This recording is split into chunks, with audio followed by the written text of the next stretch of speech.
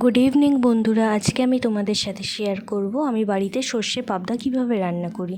এখানে আমি নিয়ে নিয়েছি পাবদা মাছ, সেটা ধুয়ে আমি নুন হলুদ মাখিয়ে রেখে দিয়েছি। আর কড়াইয়ে সাদা তেল নিয়ে নিয়েছি মাছ ভাজার জন্য। মাছগুলিকে এক এক করে কড়াইয়ের মধ্যে ছেড়ে দিতে হবে। আর অবশ্যই মনে রেখো, পাবদা মাছ কিন্তু না ঢেকে ভাজবে না, পাবদা মাছ প্রচুর ফাটে। এখানে আমি এক বাটিতে জল নিয়ে নিয়েছি আর দিয়ে দিচ্ছি সর্ষে গুঁড়ো 1 প্যাকেট আর নুন হলুদ আর গুঁড়ো লঙ্কা। তোমরা চাইলে সর্ষে বেটেও দিতে পারো কাঁচা লঙ্কার সাথে, ওতেও স্বাদ ভালো হয়। তারপর কড়াইতে দিয়ে দিলাম সর্ষের তেল, তার মধ্যে ফোড়নে দিলাম কালো জিরে এবং কাঁচা লঙ্কা।